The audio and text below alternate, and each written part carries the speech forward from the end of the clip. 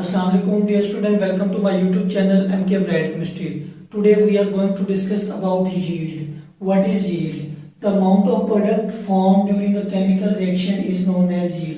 एक chemical reaction जो होता है उसके दौरान जो प्रोडक्ट बन जाए उसको यील्ड कहते हैं। मसलन इधर देखो हाइड्रोजन गैस और आयोडीन गैस, इन दोनों का मैंने रिएक्शन कराया, 2HI बन गया। ठीक है, ये 2HI क्या है? ये हमारे पास प्रोडक्ट है। इस तरह जो मर्जी रिएक्शन हो, जिस तरह ये रिएक्शन है, हाइड्रोजन और ऑक्सीजन दोनों मिलते हैं और वाटर बनता है, ये भी एक प्रोडक्ट बन रही है। ठीक है, दोनों के रिएक्ट करने के बाद ये हमारे पास यील्ड है। दो रिएक्टेंट की जब आपस में रिएक्शन होता है, उस रिएक्शन के नतीजे में जो प्रोडक्ट मसूल होती है, हमें जो प्रोडक्ट बनती है वो यील्ड कहलाती है।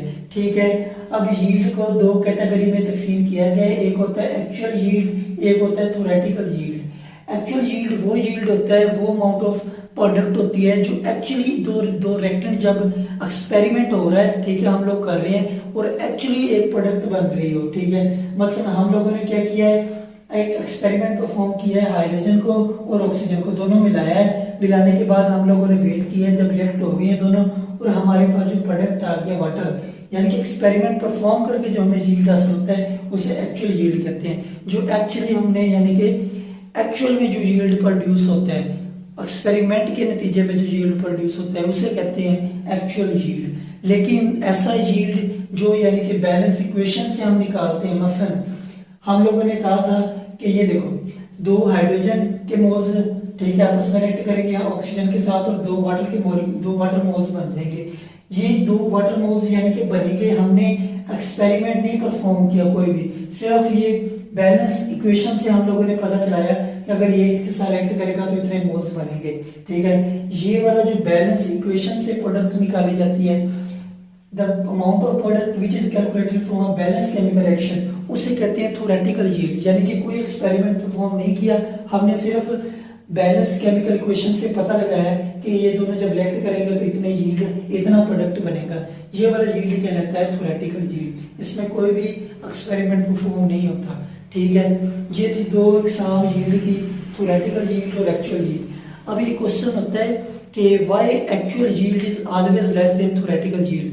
ये है हमने यानी कि इक्वेशन से निकाला है जो यील्ड, ये ज्यादा होता है, ज्यादा होता है। ठीक है, और ये कम होता है। ठीक है, जब भी हम देखेंगे थ्योरेटिकल यील्ड ज्यादा होगा और एक्चुअल यील्ड कम होगा। अब ये क्यों कम होता है, ये एक क्वेश्चन है, ये इसके बाद में आपको डिस्कस करता हूँ, ये रेज करके इधर आपको समझाता हूँ कि क्यों कम होता है एक्चुअल यील्ड हमेशा। यहाँ पर है परसेंटेज यील्ड। परसेंटेज यील्ड क्या है, यानी कि जो यील्ड हमारे पास जो प्रोडक्ट आया है उसकी परसेंटेज कैसे है। जैसा कि हम लोगों ने पता है कि जब हम मार्क्स लेते हैं 100 में से मसलन 90 मार्क्स आए हैं हमारे, तो हम उसकी परसेंटेज कैसे निकालते हैं, 90 ऊपर 100 नीचे और 100 से मल्टीप्लाई, तो हमें परसेंटेज आ जाती है। इसी तरह हम लोग चाहते हैं कि जो यील्ड हमारे पास आया है उसकी परसेंटेज निकालें। वो कैसे निकालते हैं, नीचे रखते हैं थ्योरेटिकल यील्ड, यानी कि जो हमारा एक्चुअल यील्ड होना चाहिए वो रखते हैं नीचे, और जो आया होता है एक्सपेरिमेंट परफॉर्म करने के बाद एक्चुअल यील्ड उसको ऊपर रखते हैं, और 100 से मल्टीप्लाई करें तो हमें परसेंटेज निकल के आ जाएगी हमारे यील्ड की, कि जो हमारे पास प्रोडक्ट निकल के आया है वो कितनी परसेंटेज आए उसकी। ठीक है, अब हम डिस्कस करते हैं वही क्वेश्चन कि एक्चुअल यील्ड कम क्यों होता है थ्योरेटिकल यील्ड से। जी, तो अब इधर देखें why actual yield less than theoretical yield. ये कुछ पॉइंट्स मैंने लिखे हैं जिसकी वजह से एक्चुअल यील्ड कम हो जाता है थ्योरेटिकल यील्ड से। ये ऑलवेज नहीं होता। अगर हम लोग ये जो पॉइंट्स बता रहा हूँ इनके ऊपर हम लोग काबू डाल लें, ठीक है, तो हमारा जो एक्चुअल यील्ड होगा वो थ्योरेटिकल यील्ड के इक्वल हो सकता है। ये ऑलवेज नहीं होता। ठीक है ना। अब इन एक्सपीरियंस ऑफ वर्कर, जो हम लोगों ने वर्कर लगाए हुए हैं, जो रिएक्शन हो रहा है, मसलन हम लोगों ने तैयार करना है पानी, हाइड्रोजन गैस और ऑक्सीजन गैस मिलानी है, ये दो काम करने हैं। ठीक है, दोनों को जो वर्कर लगाए हैं उनको एक्सपीरियंस ही नहीं है, उनसे यानी कि रिएक्टेंट वेस्ट हो रहे हैं। ठीक है, वो रिएक्टेंट को खराब कर रहे हैं या वेस्ट कर रहे हैं, सही तरीके से रिएक्टेंट को आपस में मिला ही नहीं रहे। ठीक है, उनको एक्सपीरियंस ही नहीं है। इस वजह से हमारा जो यील्ड होगा, प्रोडक्ट जो हमारी बननी है वो कम हो सकती है। दूसरा पॉइंट ये है कि फॉर्मेशन ऑफ बाई प्रोडक्ट। मतलब हम लोगों का क्या काम है, वाटर बनाना। मेरा ये रिएक्शन है कि हाइड्रोजन और ऑक्सीजन आपस में मिले और मेरे पास वाटर बन जाए। ठीक है, लेकिन इसके साथ साथ कोई और गैस बन जाए जो हम लोग चाहते ही नहीं है, साइड रिएक्शन हो जाए वो हम लोग चाहते नहीं वो प्रोडक्ट बन जाए, उसकी वजह से होगा क्या, हमारी प्रोडक्ट ऑटोमेटिकली कम हो जाएगी, इसका मास कम हो जाएगा।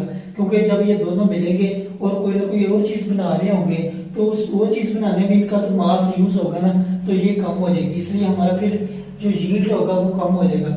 अगर हमारे कोई रिएक्शन होगा साथ में साइड एक्शन होगा तो प्रोडक्ट कम हो जाएगा। हमें हमें चाहिए कि ये जो हमारा साइड प्रोडक्ट हो रहा है उसको खत्म करें ताकि हमारा जो यील्ड है एक्चुअल यील्ड थ्योरेटिकल यील्ड के इक्वल आ जाए। तीसरे नंबर पे रिवर्सिबल रिएक्शन, मसलन कुछ रिएक्शन ऐसे होते हैं जो रिवर्सिबल होते हैं।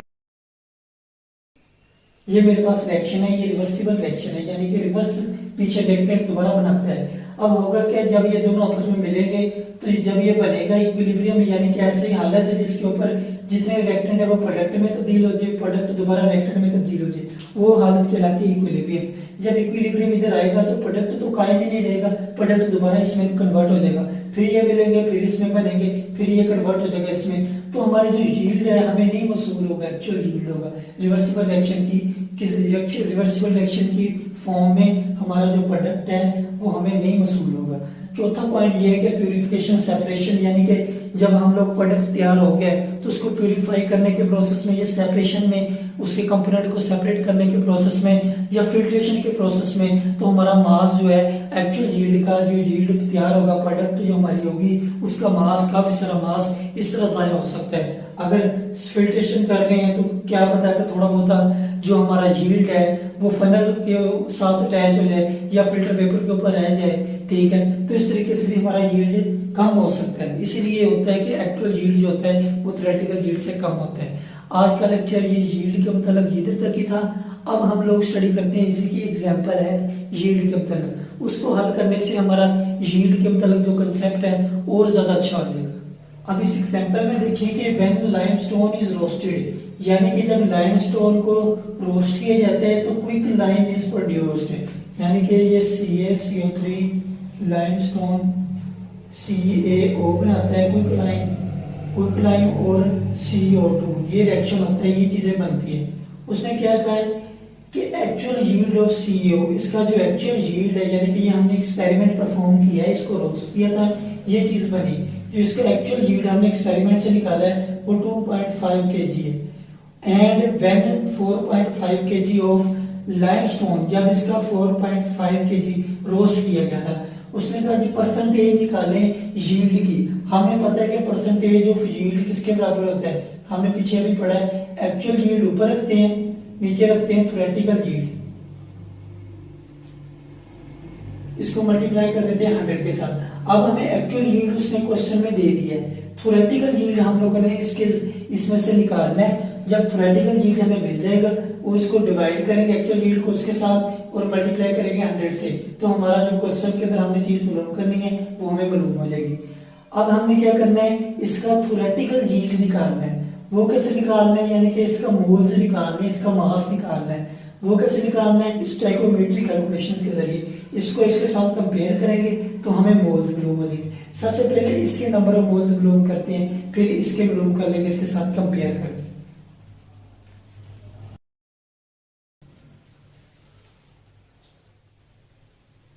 अब इधर देखिए, ये है 4.5 kg जिसका मास दिया गया है हमें, वो उसको मैंने कन्वर्ट किया ग्राम के अंदर।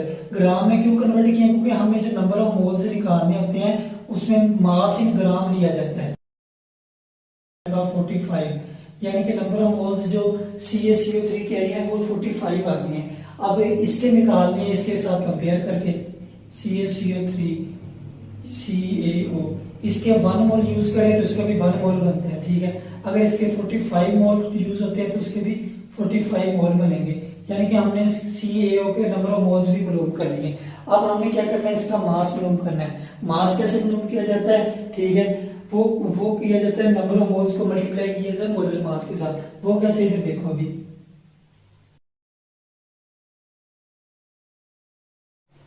अब इधर देखें, ये मैंने नंबर ऑफ मोल्स का मुझे फार्मूला पता है, वो हमने मालूम कर लिए हैं। इधर से हमने मास मालूम करना है। मास को कैसे मालूम होगा, मोलर मास को नंबर ऑफ मोल से मल्टीप्लाई करूंगा। ये मोलर मास मैंने इसका निकाल लिया है, 56 आ रहा है। 56 को नंबर ऑफ मोल से मल्टीप्लाई किया तो मुझे मास मालूम हो गया। ये जो मास मैंने मालूम किया है ये मैंने इक्वेशन से मालूम किया है, ठीक है, ये होगा थ्योरेटिकल यील्ड। अब थ्योरेटिकल यील्ड हमें मिल गई है, एक्चुअल यील्ड भी हमें दिया गया है 2.5 kg। इसको मैं कन्वर्ट करूंगा ग्राम के अंदर, जो हमारे पास आ जाएगा 2500। अब हमने यील्ड का फार्मूला अप्लाई करना है। ये देखिए, अब मैंने 2500 एक्चुअल यील्ड को ऊपर रखा है, नीचे रखा है थ्योरेटिकल यील्ड और मल्टीप्लाई किया है 100 के साथ। जब मैंने 100 से मल्टीप्लाई किया तो मेरे पास इतना यील्ड आ गया, यानी कि जो हमारे पास प्रोडक्ट बना है, ठीक है, जो एक्चुअल यील्ड हमने निकाला है वो काफी हद तक यानी कि सही निकाला है थ्योरेटिकल यील्ड के।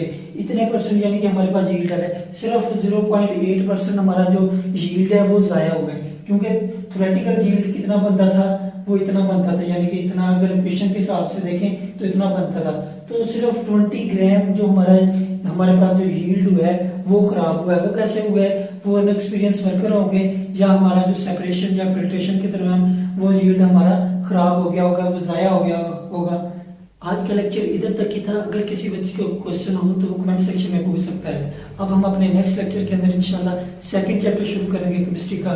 तब तक के लिए अल्लाह हाफिज।